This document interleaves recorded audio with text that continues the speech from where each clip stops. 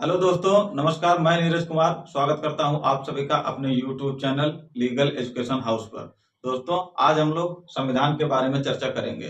संविधान संशोधन के बारे में चर्चा करने वाले हैं और इसके विषय में हम लोग चर्चा करते हुए देखेंगे कि संविधान संशोधन क्या है, यह कितने प्रकार का होता है, संविधान संशोधन की प्रक्रिया क्या है और संशोधन की सीमा कितनी है। इन सब विषयों पे हम लोग चर्चा करने वाले हैं। चलिए दोस्तों, अब समझते हैं संविधान संशोधन क्या है। तो किसी भी संविधान में जब संशोधन के माध्यम से यानी कि संसद अपनी शक्ति का इस्तेमाल करते हुए संविधान में कोई चीज, कोई भी प्रावधान हो उसका परिवर्तन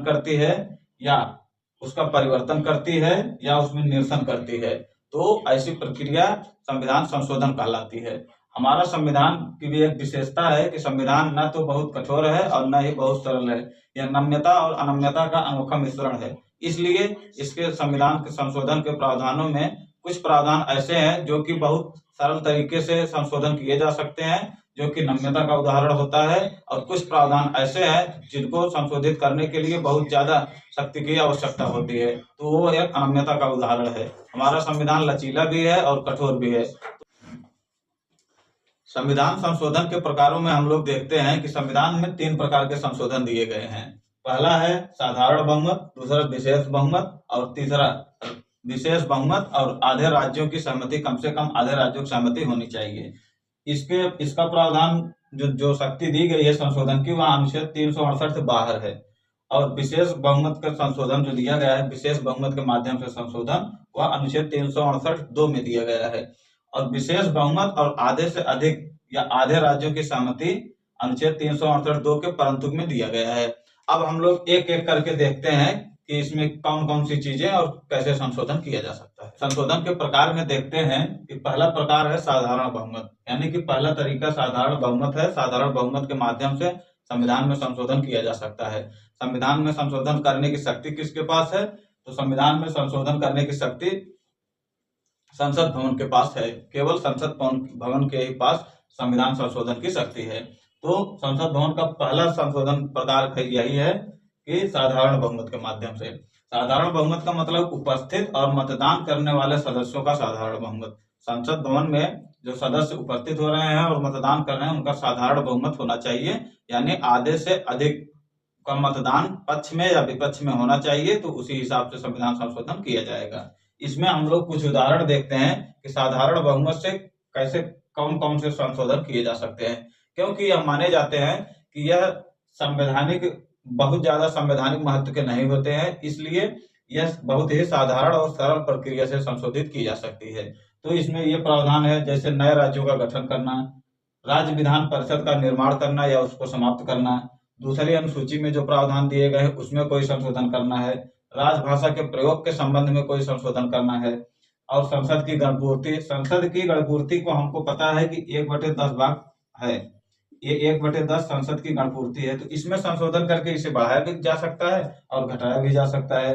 निर्वाचन क्षेत्रों का पुनर्निर्धारण है, तो इसमें कई सारी चीजें आ रही है। ये तो कुछ उदाहरण है खाली, और इसमें सबसे ज्यादा जरूरी है ये अनुच्छेद को ध्यान में रखना। अनुच्छेद 4, अनुच्छेद 169, अनुच्छेद 239A, इन चीजों को बहुत ज्यादा ध्यान रखना है। संविधान संशोधन के दूसरे प्रकार में हम लोग देखते हैं विशेष बहुमत। दूसरा प्रकार विशेष बहुमत से संशोधन किया जा सकता है। इसका अर्थ यह है कि संसद भवन में उपस्थित और मत देने वाले सदस्यों के 2/3 सदस्यों के बहुमत द्वारा किया जा सकता है।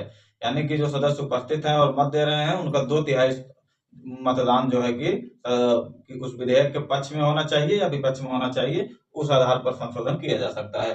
तो दूसरा प्रकार क्या है? विशेष बहुमत। विशेष बहुमत का मतलब 2/3 सदस्यों का बहुमत आवश्यक है। और इसमें कौन से विषय आते हैं कि जिसमें इसके माध्यम से संशोधन किया जा सकता है? तो यह बहुत ही महत्वपूर्ण, बहुत ही ज्यादा उपयोग करने वाला यही अधिकार है।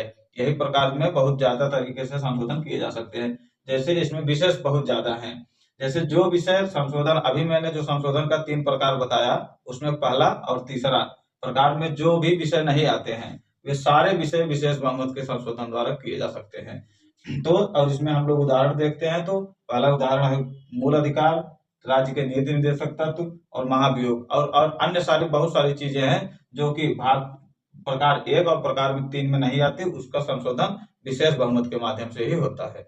संशोधन के तीसरे प्रकार में हम लोग देखते हैं कि विशेष बहुमत होना चाहिए और आधे से अधिक या आधे राज्यों की सहमति, कम से कम आधे राज्यों की सहमति होनी चाहिए। कोई भी विधेयक जो हमारे संघीय ढांचे को, हमारे संविधान का जो संघीय ढांचा है उसको अगर कोई प्रभावित करने वाला संशोधन किया जा रहा है तो उसके लिए विशेष बहुमत होना चाहिए संसद भवन का, और आधे राज्यों की कम से कम सहमति होनी चाहिए।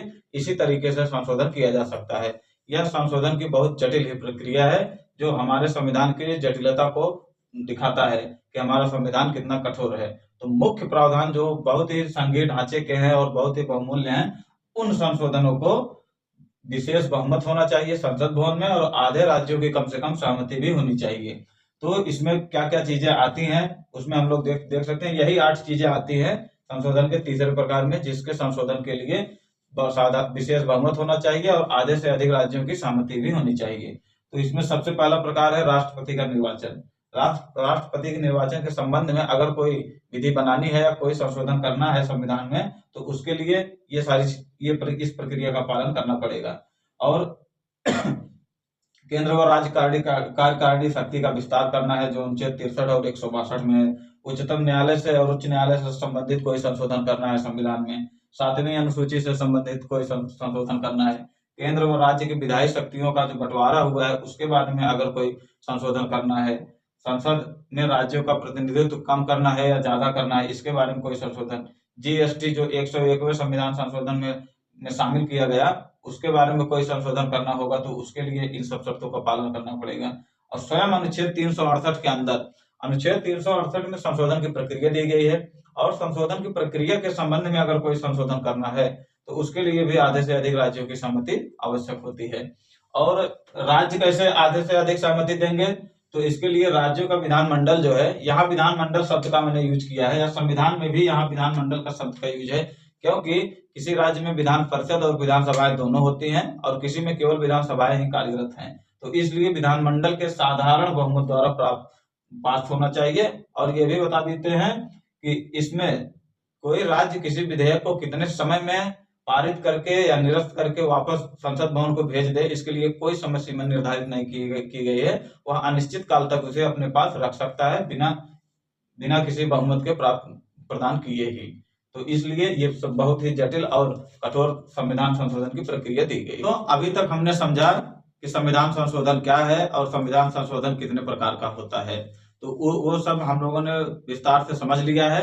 अब संविधान संशोधन से संबंधित कुछ मुख्य बातों को समझ लेते हैं जो सभी संविधान संशोधन में पूरी तरीके से लागू होता है, चाहे तीनों प्रकार में से चाहे जो संविधान संशोधन हो। तो इसमें संविधान संशोधन का प्रावधान हम लोग देखते हैं कहाँ दिया है संविधान, भारतीय के संविधान में अनुच्छेद 368 और भाग 20 में संविधान संशोधन का प्रावधान दिया गया है। और संविधान संशोधन की शक्ति केवल संसद भवन के पास होती है, यानी कि राज्य विधानसभाओं के पास संविधान संशोधन की शक्ति नहीं होती है। संशोधन विधेयक किसी भी सदन में लाया जा सकता है। जैसा कि हमें पता है संविधान में जो संसद का प्रावधान किया गया है उसमें 2 सदन होते हैं, एक लोकसभा एक राज्यसभा। दोनों में से किसी भी सदन में संशोधन विधेयक को प्रस्तुत किया जा सकता है और यह गैर सरकारी, सरकारी या गैर सरकारी सदस्य के द्वारा लाया जा सकता है। सरकारी सदस्य का यह अर्थ है कोई मंत्री जो सरकार में शामिल होते हैं, उन्हें मंत्री होते हैं वही सरकार में शामिल होते हैं। तो सरकारी यानी मंत्री कोई ला सकता है, गैर सरकारी यानी जो मंत्री नहीं है लेकिन लोकसभा या राज्यसभा का सदस्य है वह भी संशोधन विधेयक को ला सकता है। इस विधेयक को प्रस्तुत करने के लिए राष्ट्रपति की पूर्व अनुमति की आवश्यकता नहीं होती है। जैसा कि बहुत सारे विधेयकों को प्रस्तुत करने के लिए संसद भवन में लाने के लिए राष्ट्रपति की पूर्व अनुमति की आवश्यकता होती है, तो यहाँ संशोधन विधेयक के लिए राष्ट्रपति की अनुमति आवश्यक नहीं है। और संशोधन विधेयक में जैसा कि अनुच्छेद 108 में हम लोग देखते हैं संयुक्त बैठक का प्रावधान है।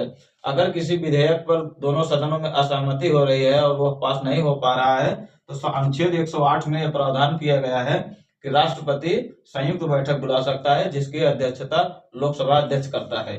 तो संविधान संशोधन विधेयक पर संयुक्त बैठक नहीं बुलाई जा सकती है, यानी कि इसका अर्थ यह है लोकसभा में अलग और राज्यसभा में अलग विशेष बहुमत, साधारण बहुमत या तीसरे प्रकार का जो विशेष बहुमत और साधारण बहुमत, तीसरे प्रकार का जो है विशेष बहुमत के साथ आधे राज्यों की सहमति की जरूरत पड़ती है। तीनों प्रकार में संविधान संशोधन के लिए संयुक्त बैठक नहीं की जा सकती है। और संशोधन विधेयक पर राष्ट्रपति सहमति देने के लिए बाध्य होता है। इसका यह अर्थ है कि राष्ट्रपति जो उसको पॉकेट वीटो दिया गया है, कभी कभी वो पुनर्विचार के लिए वापस कर सकता है, या जो है सहमति को अपने पास ही, उस विधेयक को अपने पास ही रोक लेता है, उसे उस पर कोई सहमति या असहमति कुछ नहीं देता है। तो सब विधेयक में, संशोधन विधेयक जो होता है उसमें राष्ट्रपति ऐसा नहीं कर सकता है। वह पहली ही बार जाएगा उसके पास और वह सहमति देने के लिए बाध्य है। यानी जब राष्ट्रपति का ही हस्ताक्षर होता है तभी वह संविधान में वैधानिक रूप से लागू हो जाता है, उसमें शामिल मान लिया जाता है। अभी तक हमने संविधान संशोधन के बारे में बहुत अच्छे से समझ लिया और उसकी सभी बातों को जान लिया। अब इसमें देखते हैं कि संविधान संशोधन की शक्ति संसद भवन के पास कितनी है, किस सीमा तक है। क्या इतनी सीमा है कि वो संविधान को ही बदल सकता है? तो इसके बारे में कोई स्पष्ट प्रावधान संविधान में नहीं दिया गया था कि संविधान में किस तरीके का संशोधन या किस सीमा तक संशोधन संसद भवन कर सकता है। तो 1973 में केशवानंद भारती बनाम केरल राज्य 1973 में सुप्रीम कोर्ट ने जजमेंट दिया जिसमें मूल ढांचे के सिद्धांत को प्रतिपादित किया और इस मूल ढांचे के सिद्धांत के माध्यम से यह बताया कि संविधान में संशोधन करने की शक्ति संसद के पास असीमित है।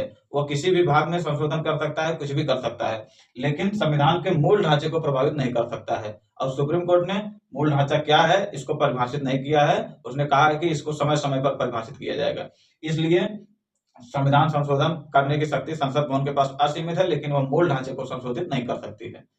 तो दोस्तों, उम्मीद करते हैं संविधान संशोधन के संबंधित जो मैंने बताया वो सारी चीजें आपको अच्छे से समझ में आ गई हैं। और लास्ट में मैंने मूल ढांचे के बारे में चर्चा किया जो कि इस वीडियो में लाना संभव नहीं हो पा रहा है। तो इसके लिए हम इसके बाद अलग से एक वीडियो सिर्फ मूल ढांचे के सिद्धांत पर लाएंगे जो आपके लिए बहुत ही उपयोगी होगा। तो अगर मेरा कंटेंट आपको अच्छा लग रहा है तो हमारे चैनल को लाइक सब्सक्राइब कीजिए और लाइक कमेंट कीजिए। धन्यवाद।